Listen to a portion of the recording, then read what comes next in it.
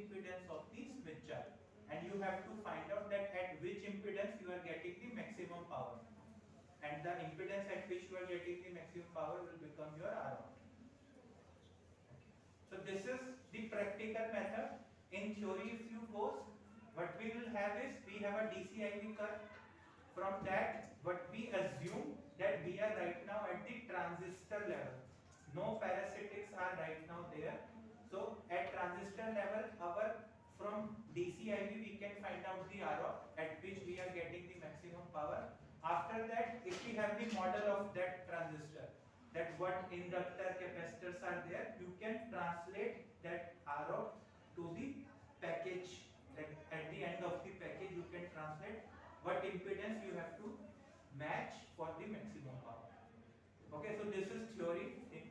People in 1980s used to do this all this thing. It was nearly matched, but through this load pull technique, you can get the exact impedance at which you will get a maximum power. Depending on simulation also it can be done. Simulation is a further step. Once your device is fabricated, you do the load pull simulation, you will get those impedances, you will do the S parameter and all those things, do the modeling. After that you make a model and then you can simulate and you will get the values. That simulation thing is not actual. Simulation is virtual world. For simulation you need some data. So those data how you will generate. So those data will be generated through measurement. Once, unless you do the measurement of your fabricated transistor, you cannot make a model. So maybe you can predict a model, but your model will be verified only after you will do the measurement of your devices. Only then you can do the simulation in any software. Like if you have heard of ADS, yeah, in ADS or AWR you can do. Now coming to the PA design flow, first of all, the most important thing is the target specification. So that is the most important thing. It can have a frequency range. Then we have the input-output return loss. See, we have told we have to do a conjugate match. Again, we have to define how much match is a match, because exact match of that impedance won't be possible. Because at the very first beginning I told it is that it never be equal to 4. It can be as close as possible to 4 but never be equal to 4. So input output return loss, we want it to be minus infinity dB, but for all practical things, people, anything above minus 10 dB is considered to be a good match, good return loss. If it is a passive device like filters and all those things, at those level it is considered to be minus 20 dB. If it is better than minus 20 dB, we will say it is a good match. Again, it might be a need of a system that instead of minus 10, you might require minus 15. But for that, you need to give up on another specification. What are other specifications of power amplifier? Again, the most important is the output power. And at what compression level you are measuring that output power.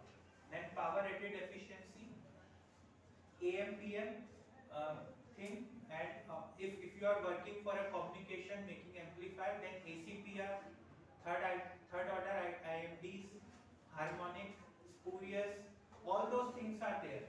So when you are making an amplifier, when you are budgeting your amplifier for anything, what you have to consider is to consider all these specs.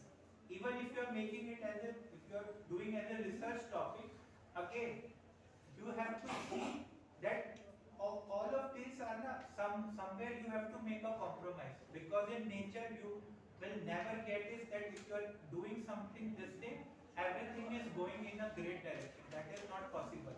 If you are improving on something, obviously you will loosen out on something. That is the nature's law. Like I used to teach when students, so I always tell that when you are studying, so either you have the 24 hours time in a day. So it is your call how much time you want to devote it in sleep, play or studies. Whatever you do, it has to be done in that 24 hours. Similarly here, the full specification that we are having. If we are increasing something, we are increasing it, and we have to loosen out on some other factors. So as a overall specification we have to meet, and that is why the most important thing is the target specification. Now once we have the specification, then we have to work out what is the topology we gonna use to meet those specifications and what are those feasibilities. Then first of all we will design it through an ideal component. We will see what topology we have chosen, whether it can be met through a ideal design or not, whether the ideal passive components is able to meet those specification or not. If those ideal components are not able to meet, then obviously our real components will never be able to meet those things, and we have to come back to our topology and see what need to be changed to meet those specifications. Or is the specification need to be reconsidered, that yes, this thing seems to be not possible, or some innovation has to be done, or some this new thing has to be taken up so that we will be able to meet those specifications. Now after that comes the real part, that is this schematic. In this, what we have done is we have replaced all the ideal components with the PDK components, and this capacitor, inductor, transmission lines, everything here is basically a PDK component. Now coming to little bit on fabrication. So when we are doing a fabrication, what happens is even our small resistors that we are using in our lab, it has plus minus 5% tolerance. Okay, so in this, all these capacitors, when it is getting fabricated, so what happens is the process has some limitations and it has variations in its component value, and that variation might be plus minus 5% or 20%, whatever it is. It will be given by your foundry that yes, this much of variation is possible in our components, that in our process this much of variation is possible in capacitor, this much of variations are possible in inductor, like that. Now when we have made this topology, what we have to do is a sensitivity analysis. So what is this sensitivity analysis is? We will tweak this capacitor for its extreme values. Let's say this capacitor was 10 ohm. So its extreme values are 8 and 12 ohm. So for 8 ohm as well as 12 ohm, we have to simulate this circuit and see whether for any values we are not able to meet our this main goal. If for anything, if we are not able to meet, then we have to somehow optimize this topology again. Similarly for inductor also, and as a single components as well as a collectively things also. So that sensitivity analysis is, when it is done, we will optimize our schematic in such a way so that it will be robust to the process change. So that is the most important thing, that your output of this circuit should not very sensitive. That means it should not happen is that by a small variation in capacitor, your return loss, which was initially let's say minus 15 dB, suddenly it will become minus 2 dB. So those variations should not be there. Variation will be there, minus 15 to minus 30, it might come, maybe minus 15 to minus 12 also, but it should be within specification. If it is going from minus 15 to minus 2, that means your matching is too much dependent on that component, and you have to think of some alternative. You cannot have that in MMIC, because if you have fabricated it, it might possible you are expecting minus 15 dB from the output, and what you get in measurement is minus 2 dB, and your circuit fails. So that's why people sometimes call this microwave design as a black magic also. There is nothing like a black magic. Only thing is you have to consider each and everything. If you have considered each and every practical scenario in simulation, your circuit will never fail. Then comes the another really important part is the layouting. Again, I have already told that when we were making initially at a low frequency PCBs, at that time the track that we are making,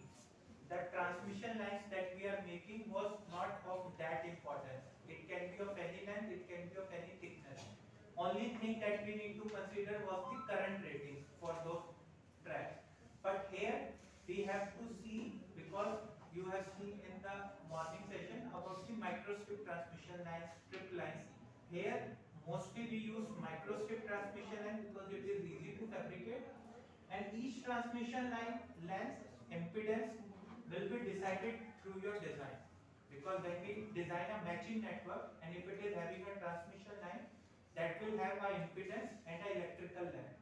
Through that impedance and electrical length, you will get a physical W and L of your transmission.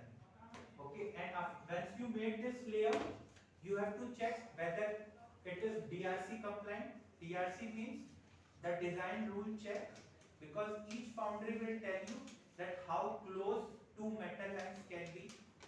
Like in our foundry case, it is 4 micron.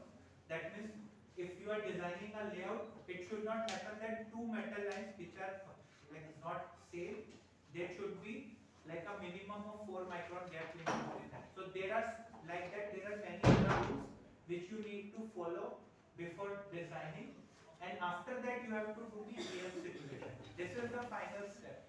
The EM simulation will tell you about all the parasitics which you are not able to simulate in schematic level. What can those be is basically in this. If you see here, we have a kind of a cross here. Okay, so this is basically a cross. This thing here will have many parasitics. It will not.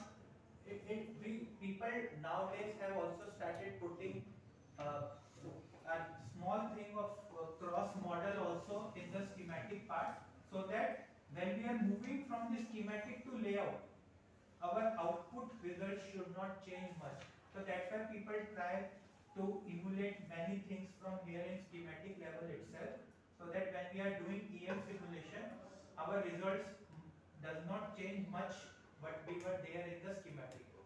Okay, but if you are not considering all these things in the schematic now, then your layout, when you simulate it, you will see your results has gone totally different.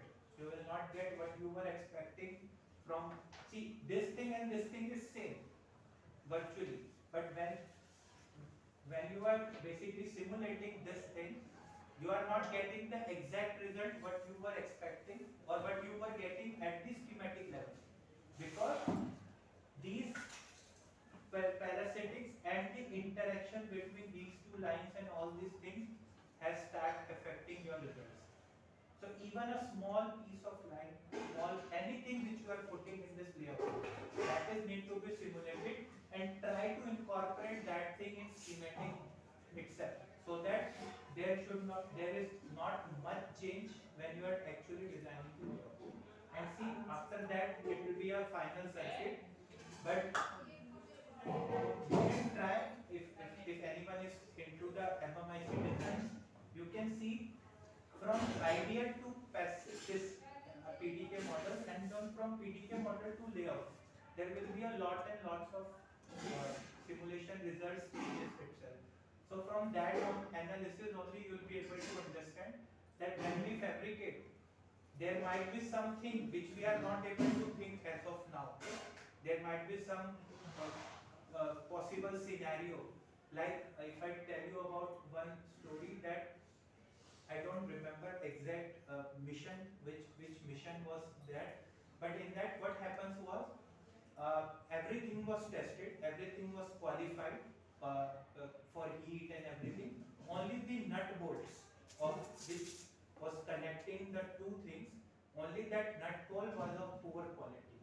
And it was not like that it was of very poor quality. Only thing was that it cannot sustain the temperature beyond 40 degrees Celsius. Only that thing was there.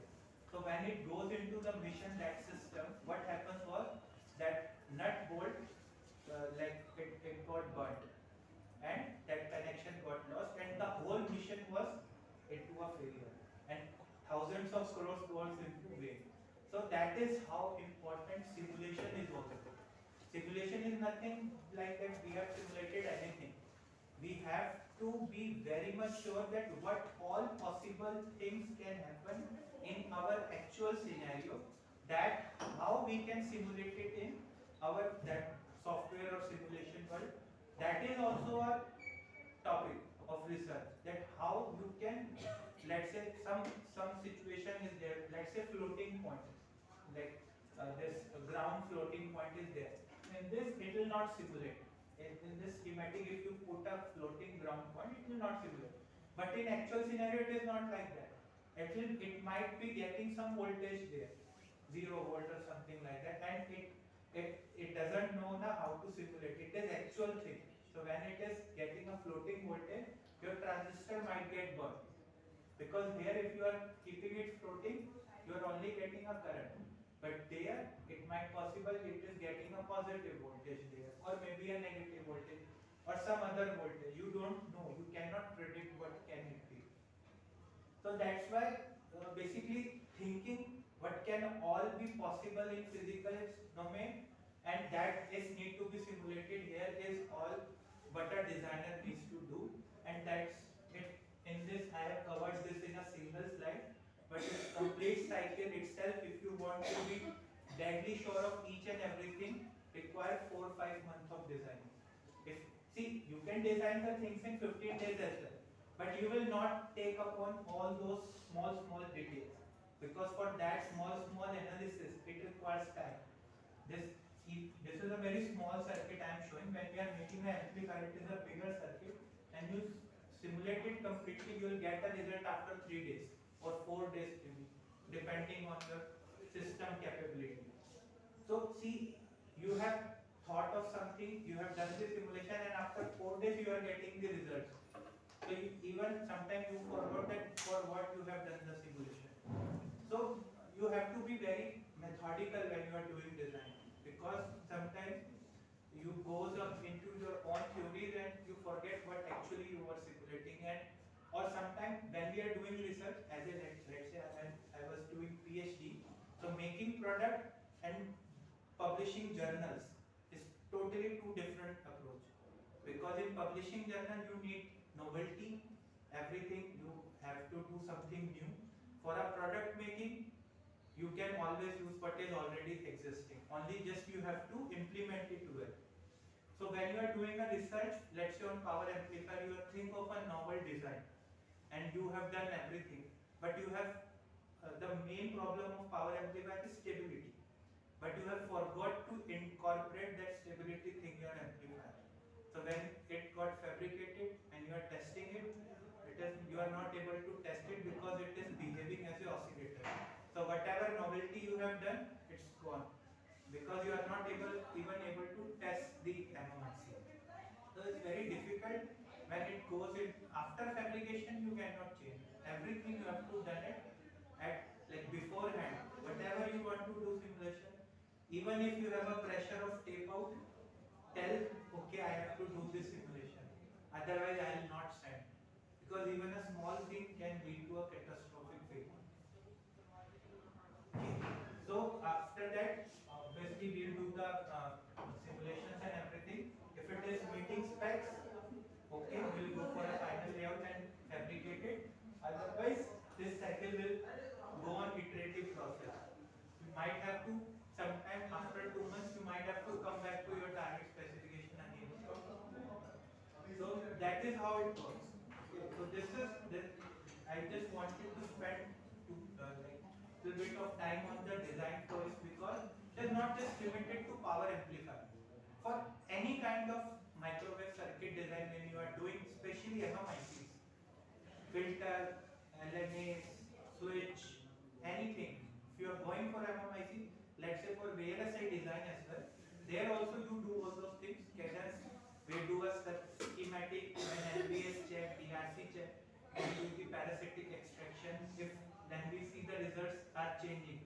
Even in that we are doing a digital design, still our results change because of what CGS and CDS and other parasitic, or because of transmissions it generated. It might have changed your pulse duration or propagation delay of your digital, like NAND gate or something like that. But you have predicted in schematic, it has changed something else in your layout. So again you have to come back and somehow optimize the things and come back to layout again.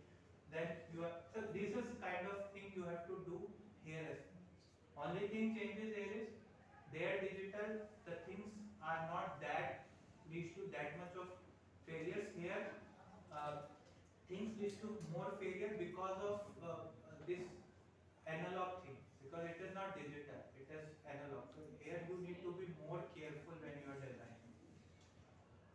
Okay, so now coming to the specific design of power amplifier. So whenever we are designing a power amplifier, what we have to do is, first of all, we have to do a device selection and its evaluation. Okay, according to our output power, whatever output power we are targeting, what is the overall device size that we have to take, number of cells, what are the stability issues, and the load pull, how to find out the impedance that we are targeting. Then these are basically how to improve the stability and output matching. To have a gain, we need driver stages as well, pre-amplifier driver stages, and we have to verify and optimize the design. Okay, how to do a device selection and its evaluation. So basically this is a DC characteristics. Everybody knows what is load line. How to find out that how much power we will get is, basically we have, when it is in a cutoff region, our IDS will be 0. Okay, or it will be a maximum, IDS maximum. Everybody knows that our amplifier works in, when operates in, so where our basically this is a saturation region. When we are designing our amplifier, we try to keep our amplifier in this saturation region only. So after this knee voltage here, this is V mean, we will call it as a V mean, and a breakdown voltage as V max. Okay, so V max minus V mean upon 2 root 2. Basically, our maximum swing of voltage basically will be this much only. Correct? Suppose we are biasing our transistor at VDD, so our voltage, that when we are getting output voltage, we have a swing of voltage. Correct? So that swing will go from here to here. Everybody knows this. So we will have V max minus V min upon 2 by root 2. Basically V RMS we want to find out. So V max minus V min upon 2 root 2. Similarly, right now we are assuming cutoff current is 0. There will be some leakage current also, but right now for ease of calculation we are assuming that to be 0, and our maximum current is I max. So this again the same thing happens here also. The swing, current swing, if we have a maximum current swing, we have I max upon 2 root 2. So the fundamental power that we can get from this type of DC IV is I naught into V naught, and I naught into V naught is nothing but V max minus V min into I max upon 8. Okay. So if our V max minus V min is 32 volts and I max is 2.5 ampere, so roughly we can get a fundamental output power as 10 watt. So you can multiply 32 into 2.5 by 8. If you do, you will get a 10 watt output power. Okay, and the efficiency is P fundamental by P dissipated. So what we need is, we need a device size that can provide a I max, that is 2.5 ampere, which we have to obtain by combining multiple devices. Okay, and the optimum output resistance for power matching decreases the number of devices. So this is there. So in each PDK or the foundry that we are using, it will provide model of the devices. And again, here comes the layout. But you have the idea of how the multi-finger transistors is made? Multi-finger transistor? And anyone has no idea? Everyone has idea about multi-finger transistor? How does it made? So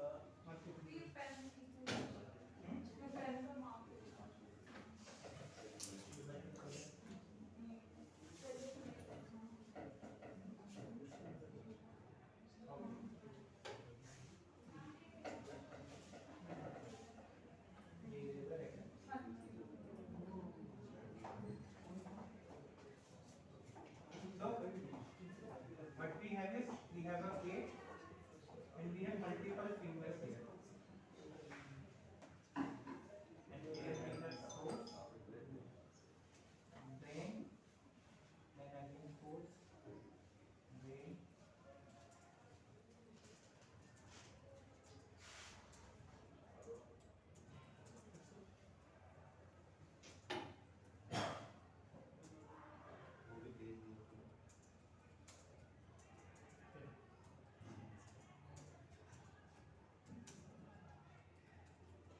Okay, so this is basically your multi-finger device. So why we make this type of finger devices? Why we are making like this? Because if you have seen for 10 watts, we require Imax as 2.5 ampere, correct? So and we are right now making a X-band amplifier. X-band is 8 gigahertz to 12 gigahertz. The band is 8 gigahertz to 12 gigahertz. Now what happens is in RF everything is important. So what we want is we want this device that we have made to behave as a lumped component, not distributed component. For that, what is the thumb rule? The thumb rule is that any dimension should not be greater than lambda by 20 of your operating frequency. That is to behave this or to model this device as a lumped component. Otherwise what will happen? It will work, but it will have a distributed effect. It will start having a distributed effect. Because of that analogy, if you remember that truck and small car analogy.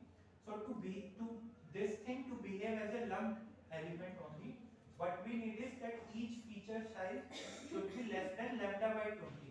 So lambda by 20 or only lambda? Less than lambda? No, lambda by 20. It should be less This than. is your specification or it is common? It is general. You can have less than that, you can have more than that, but what worldwide has assumed or IEEE standards are there, anything less than lambda by 20, you can safely take it as a lumped element. You don't have to consider its distributed effect. But if it is becoming greater than lambda by 20, then you have to involve some distributed effect as well.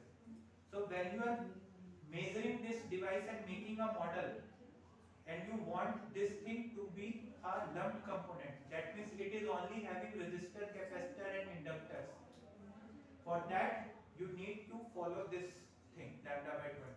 So what lambda by 20 comes into picture is, we can have a single gate. Instead of having multiple fingers, we could have a single gate. Now for 2.5 amperes or let's say 1 ampere current, we might need a 1 mm gate length. 1 mm gate length will be very large. So when you calculate lambda by 20 for X-band, you will get around 200 micron or something, 200 or 150 micron. So anything beyond 200 and 150 micron is not suitable for our X-band application. 1 mm device you can make, but it will be suitable for a very low frequency where it is following lambda by 20 rule. Now that thing, but we need a 1 mm device. How we can make it? What we will restrict our gate length, or we will call this as a gate width, to 200 micron or whatever lambda by 20 we are getting, and we will repeat these things in parallel, so that overall we will get a 1 mm device, but in this thing we are only having a lambda by 20 thing we are getting. Then somebody will say that why only, then what is limiting to 1 mm or 2 mm thing? Why we can have 10 mm device? We keep on adding these fingers and it will become a bigger device. And what is stopping in doing that? There comes the another thing. When your RF is coming from this direction, it will split here and it will go to this finger as well as this finger. Correct? And some signal will go into middle finger as well. So there will be again a path difference will be there in the topmost finger and the middle finger which is going. And if that again is greater than lambda by 20, again that phase, because of this phase difference, when you are matching it at this drain level, again you will not get that power. So again there is a limitation here in a single unit device. So we have a limitation in X direction as well as in a number of finger direction as well. So for different application, for X-band application we have different limitation, for KU band different, for Ka band it will be even lesser. You cannot have a bigger device, but we need more power. Then what we will do is we will take single device this thing and we will have multiple of these devices like this, but we have shown here na 4 devices. Obviously somebody will ask that why we can't have all these things together. because we need a model of this device as well. If we are not doing it in, like if we do not fix this single unit device, how we will have a model of this device? Once we have a model, then we can play around with the things. But if we do not have a model, if we are not able to measure that device at the very first level, then how we will make a circuit out of it? How we will make a model? How we will put it in a PDK, or how we will simulate it in a software? That's why this limitation comes, and we have to fix upon a single maximum unit device that can be made for that particular application. Now when we take that device here, we have seen that 2.5 ampere Imax is not meeting. Then how many devices we need to meet that Imax? Suppose it is, we are getting maybe around 800 amperes from one device. So maybe 4 devices we need to do, or 700 to 4 devices we need to have to reach to that Imax level. Because now when we are combining these 4 devices, there will be some external losses are there, because we will combine it through some network, correct? So there will be some losses. If it will be a single device, we will get a 10 watt. But now we are combining it through external networks. We have taken a single unit device and we are matching it to external network. So we need to have a more power calculated to get the actual desired power, that is 10. So that's how it works.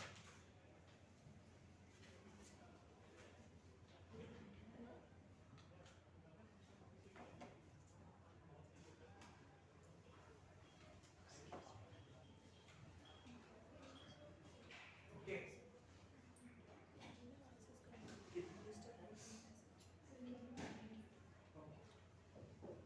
So this is basically GAN device. We have 4 devices. So for designing 10 watt amplifier, we have taken the 4 devices in our output of the amplifier. Okay. So this is basically a load line in which we can have a DC analysis, large signal analysis. If you guys use ADS, in that we have a harmonic balance. Through that harmonic balance, what we do is we are able to feed more power and see how our device is behaving at a large signal. For small signal, we just need to do the S parameter. That is more than enough measurement for a small signal analysis. But when we are doing a large signal analysis, in simulation, that is called harmonic balance. And we want to see how our device is behaving when we are feeding a large signal into that device. Okay, so this is basically there. When we are feeding the large signal, we want to make sure that our Vmax, we are having a full voltage swing and full current swing that we are achieving, so that we have a maximum output power. Okay, and if we are not bothered much about our efficiency, so we will go for this ROP, so that we will have a maximum output power from our device. So for X-band 10 watt GAN output stage, we need 4 devices. Number of finger is 6. Finger width that we have used is 125 micron. VDC is 28 volt. IDC that we are getting is 1.35 ampere. DC power is 37.6 watt, and drain efficiency is 20. You can see the calculations. I think PPT you guys will share. So in small signal analysis, what we have to do is we will look for 2 things. First is the maximum gain. The second one is the stability. The stability is the most important thing. Maximum gain is also important because when we have a transistor, you see this thing here, this has now you have become a single transistor. You have done the connections here from the outside, and now this has become your single transistor. Now what analysis you have to do is you have to see that if any stability issue is there or not, or how much gain that we can get out of this single stage, because this is not written here the full specification, but we have a specification on the gain also. So maybe that gain required, let's say 40 dB gain we need from our amplifier. So from single stage, we usually like in higher frequency domains, we usually think of that we will be able to get around 8 to 10 dB gain only from the output stage, because from there you have to extract the power edge also. So when you are extracting power, your gain might be reduced little bit. So for that, what you need is a drivers also a part of your circuit. Okay, so you need a preamplifier and driver based on your gain requirement, how much gain you need from your amplifier. So maximum gain is what? Basically, we have this Q1 is your S21. Okay, so this is you will get from your S parameter. What is this red one is? This red one is basically a maximum gain. Maximum gains means when you basically stabilize your device and you match your device to 50 ohm. So what is the maximum gain that you can get at each frequency? Okay, obviously if you are making a broadband design, you will never be able to get this maximum gain. But if you are matching it for a single frequency and your device is stabilized, then what is the gain that you will be able to get? So that information we will get from this max gain thing. Okay, and then we will see the output power and efficiency through our load pull analysis, that how much power and efficiency we will get and what impedance we are getting. So in simulation, this will be done by the software, and when you are doing it in practical sense, you have to have a load pull setup. I think that will be discussed day after tomorrow by Sudhir sir. He will tell how the RF characterization is done of the devices as well as the amplifiers. Both of them are different.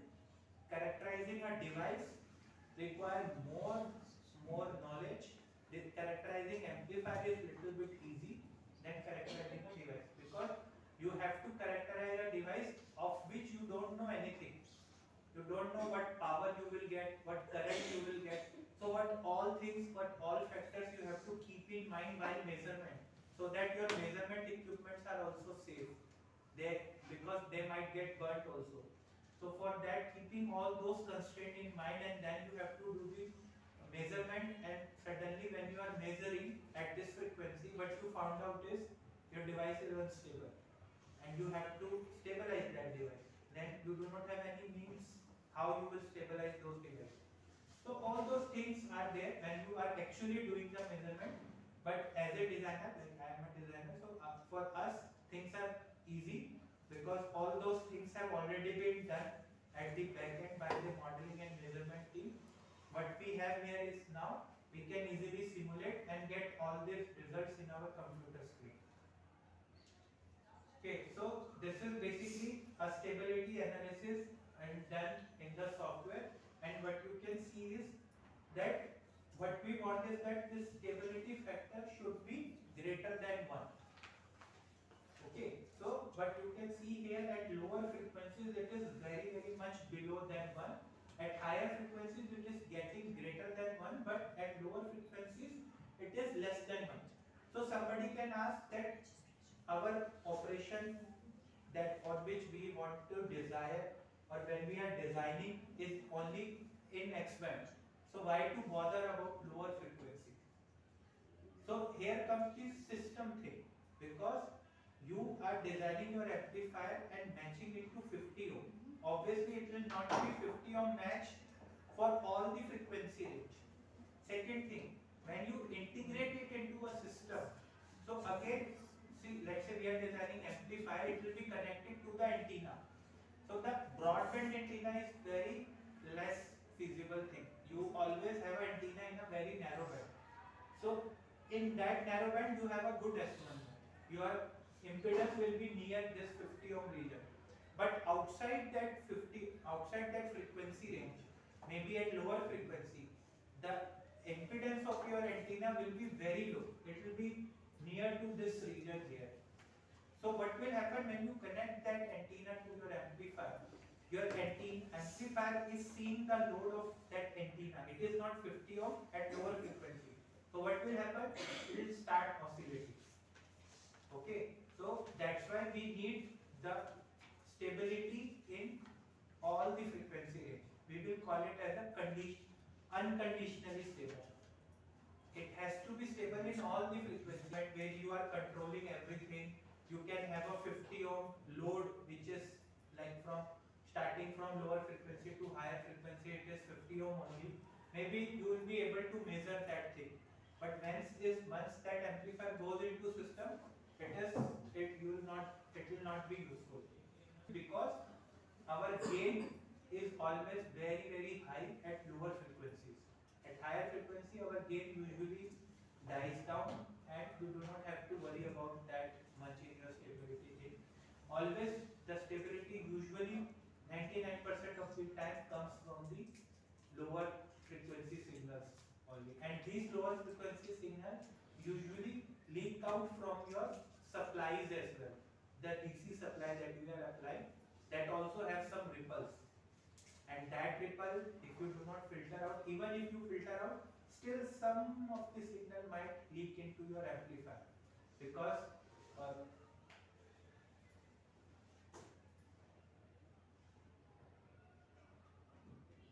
if you see, if this is your device here, what we design is a IST. Okay, so this is inductor, and we put a capacitor here as well. So when we apply a DC here, so this capacitor will filter out your ripples, but still some ripples might be there that is left.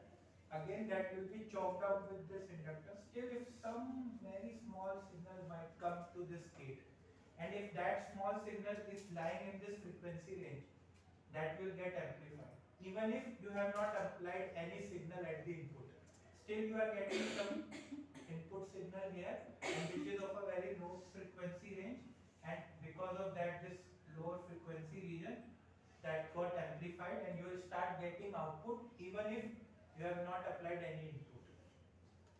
Okay, so that is why the stability is of the most important concern when we talk about amplifiers. Okay, so this are just ADS part. So this is a load pull setup, how we do in ADS. When we do a load pull, easily we'll put all these things, do a small impedance here and there, and we'll get this nice contours of the this blue contours depicting the output powers, and this red one depicting the efficiency. So if you see, this middle point is basically your RO, and if you go a little far away into the contours, what you will get is basically this might be a 0.5 dB down. What maximum power you would have got, you might have got 0.5 dB less than on this contour. Okay, why we need this contour? Because let's say we have a frequency broadband, let's say we have to make it for a 8 to 12 frequency range. So when we design a 8 to 12 power amplifier, what will happen? The 8 GHz frequency comes here, 12 GHz frequency impedance comes here. So it is kind of a anti-clockwise rotation of the impedance. And when you make a impedance matching network using inductor, capacitor, transmission lines, what will happen is that rotation of impedance will be in a clockwise direction. So you will suppose this is 8 GHz. So here you will get a 12 GHz impedance, and here you will get. And if you want to move it, so what we will have, let's say this is 8, this is 8. So for passive network, 12 GHz will lie somewhere here, and for your device, the matching wants to be done somewhere here. So it is a very fast network, and accordingly you can choose different. If you are going for a lower RTH package, obviously your cost will increase. So you have to choose the optimum thing, keeping in mind the cost as well as a researcher you can use always the best thing. As a DRDO we always have a privilege of funds. We do not have any restriction on fund as far as when we are doing something new or something, making something. But when we are doing something for society, then again the cost is also a very important factor. So there we cannot just always go for a best package. We always have to choose the optimum package. That's why we have this this many number of packages. So these are the metal packages from Kyocera. We also have QFN package. What is the benefit of QFN package? You can always automate the assembly with QFN packages because you can make a ring, put it in a system, and you can define through coding that where you have to put those QFN. And the volume production, when you want to do a volume production of your device, then this QFN packaging helps you a lot. So many system labs of our DRDO are today going for this QFN package. Obviously, you have to loosen up somewhere upon power, but yeah, for volume production again, that also becomes a part of your specification that you have. With QFN, maybe we do not go for 10 watt of power because of this power dissipation issues. Maybe we will go for 8 watt or 5 watt. But getting this QFN will become very cheaper and easier to produce, or easier to volume produce for mass production. Okay, so this is just a method to simulate how we can simulate it in ADS. Okay, so this is the simulation that we have done.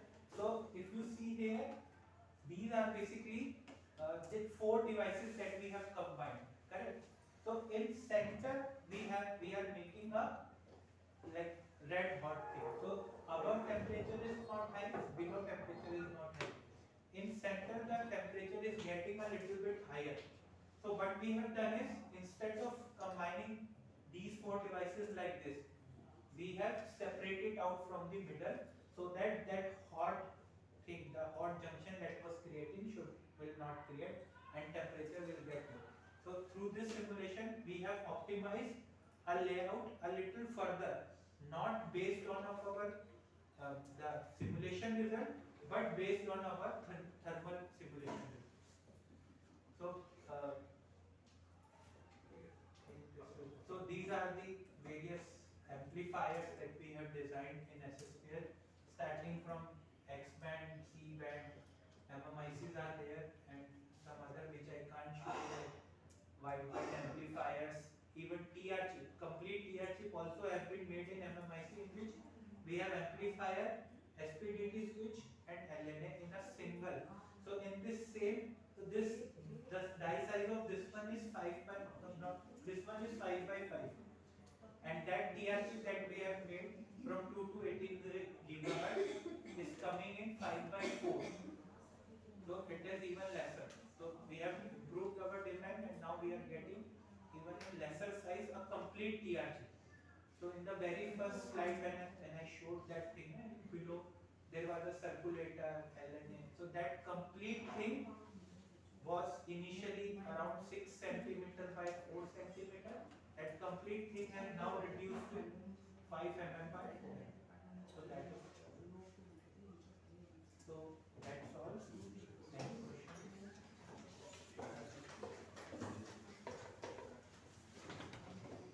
So you are supplying outside for the revenue generation from your As far as DRDO is concerned, I think that is not allowed right now.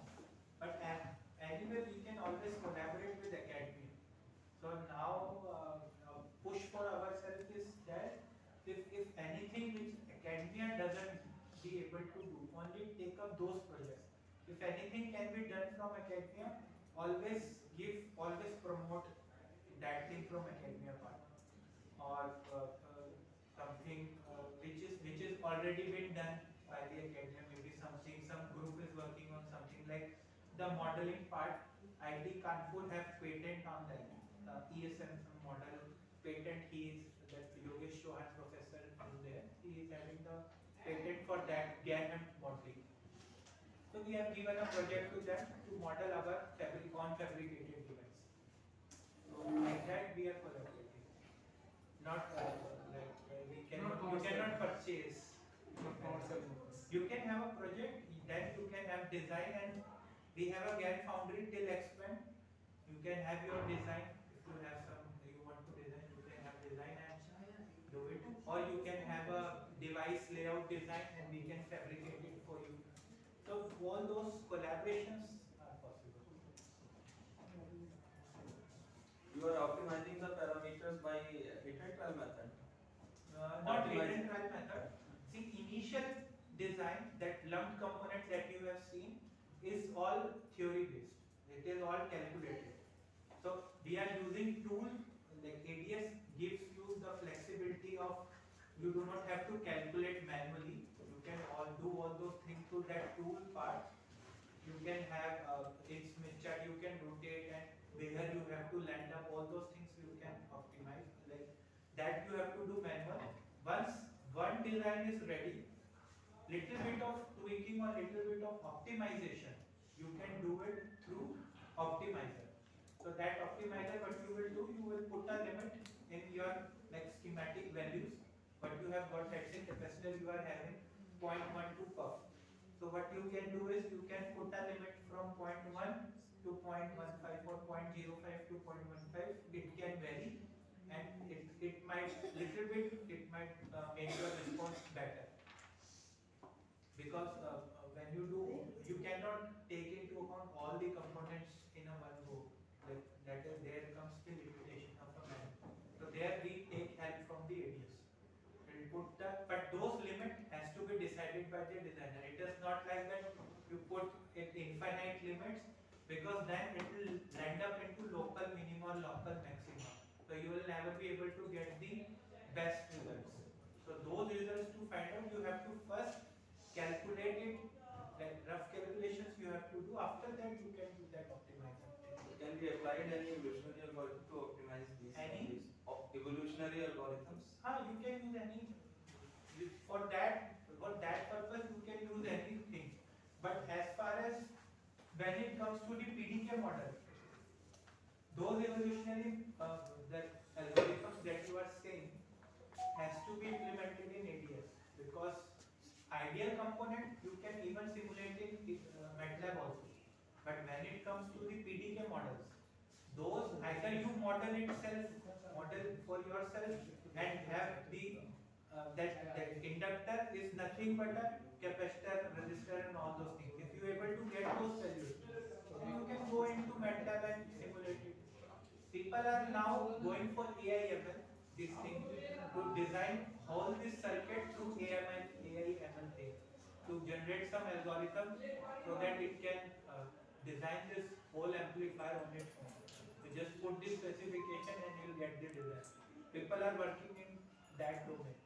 But I think for AI and ML some data set is required. Yeah, obviously. So for that they need, it will take time, but people have started working. Obviously, because in coding it is already there. Just to write this code you need, and it will give you the whole code. So maybe in this also, it is right now, at least in analog, it is quite difficult to implement. But in digital, maybe soon you will see some software like that is designing chips on its thing. But nowadays researchers are using this AI and ML. People are working, not all researchers, but many people are working towards generating such algorithms, designing antennas, all those things.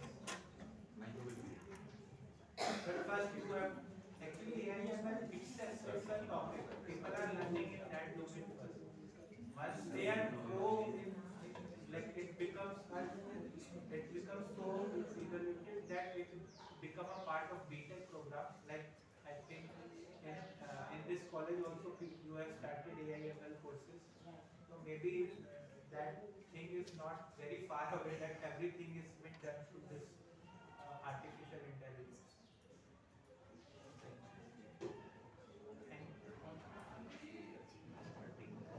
Thank you, Dr. Ashish Jindal, for generously sharing your deep knowledge with us. Your session has been a source of enthusiasm and invaluable insights. We greatly appreciate your time and expertise. Now, to express our gratitude, I would like to invite Ms. Neeraj to present a memento to Dr. Ashish Jindal. This small token of appreciation symbolizes our sincere thanks for his enlightening contribution. After this, we will proceed for tea. Thank you so much. Okay,